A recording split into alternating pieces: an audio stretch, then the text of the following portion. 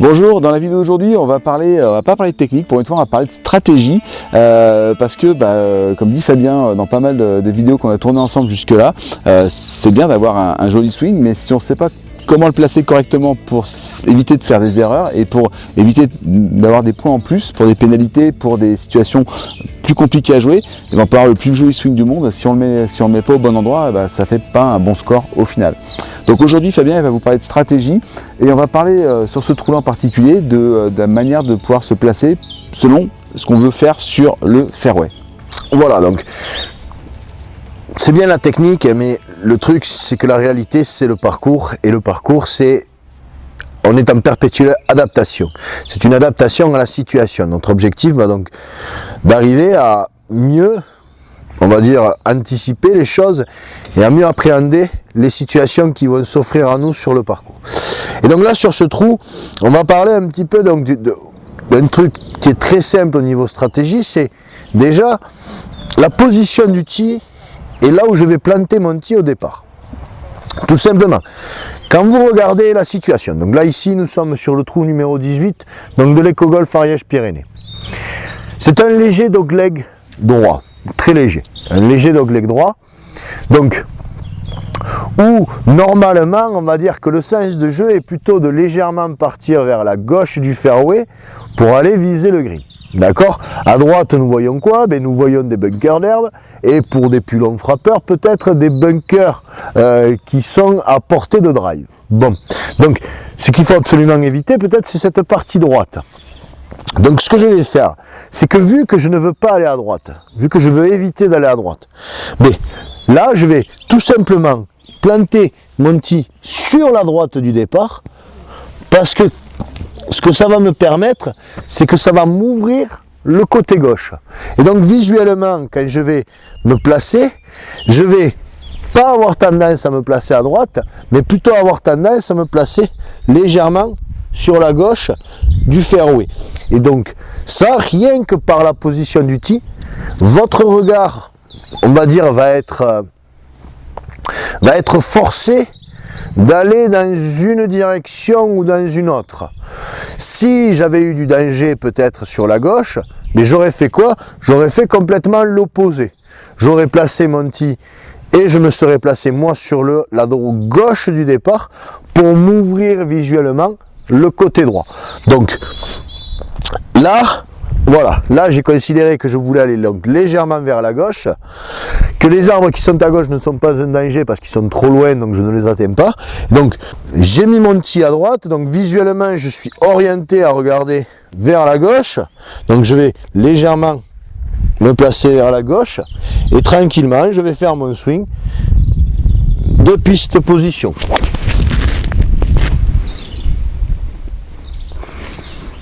Donc là, la balle est légèrement sur le côté gauche du fairway, c'est parfait.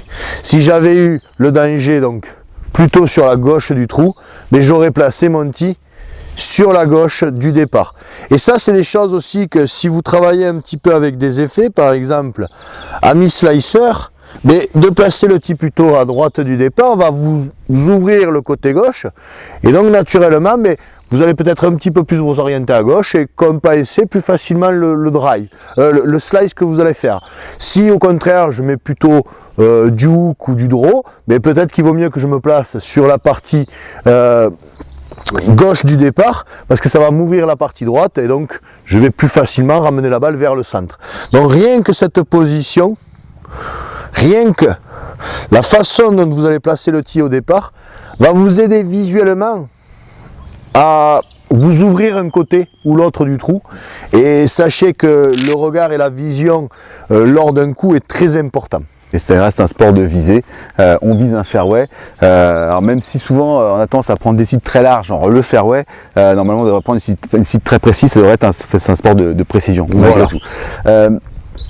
Autre chose aussi qu'on peut ajouter, c'est le fait quand on est slicer en particulier, enfin petit point là-dessus, très souvent les gens qui slice ont la tendance de viser le centre du fairway, ce qui fait que quand ils slice, ils se retrouvent très à droite.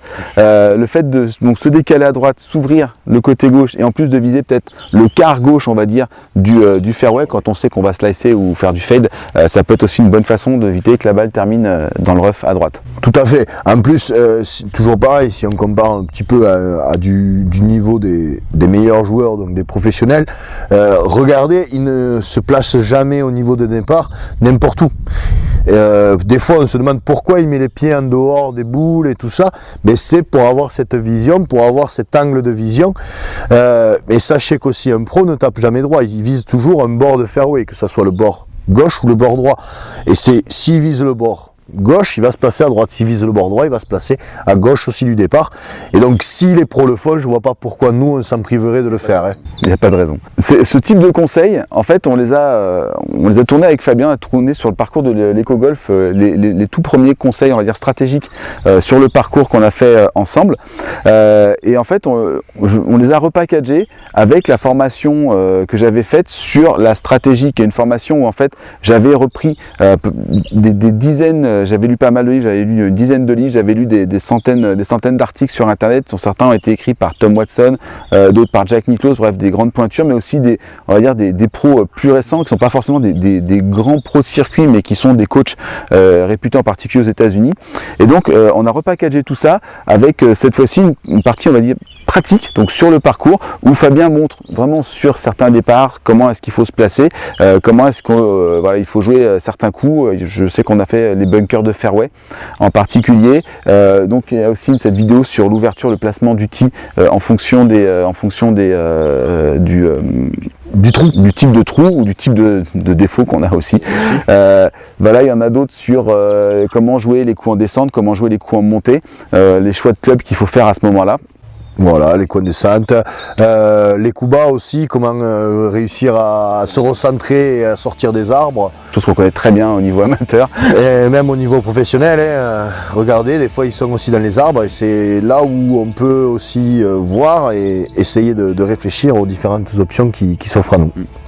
Donc ce package, cette formation complète maintenant, et qui va se compléter au fur et à mesure, puisqu'on va refaire des petits points sur le fairway, sur le parcours en fonction des différentes situations. Cette formation complète, vous pouvez la rejoindre maintenant. Cliquez sur le bouton qui est situé juste sous cette vidéo. Tout de suite après avoir validé votre accès, vous nous retrouvez avec Fabien sur le site privé, avec d'un côté donc ces mises en situation que Fabien a faites sur le parcours de l'éco-golf Ariège-Pyrénées, et aussi une partie de formation, on va dire, plus théorique, avec plutôt axée sur des schémas génériques qui vont vous expliquer d'un côté comment donc aussi placer votre balle sur le départ, mais aussi il y a toute une partie sur la gestion du vent, comment est-ce qu'il faut choisir son club en fonction du vent, comment est-ce que déjà sur un parcours de golf, on peut savoir à 3 ou 4 km/h près quelle est la vitesse du vent, ce qui est quand même très important. Il y a des trucs très simples pour y arriver, d'autres éléments sur comment, quelle zone viser au niveau d'un green quand on a différents obstacles. Bref, je crois qu'en tout, de mémoire, il y a plus de 6 heures de vidéos uniquement, on va dire, théorique sur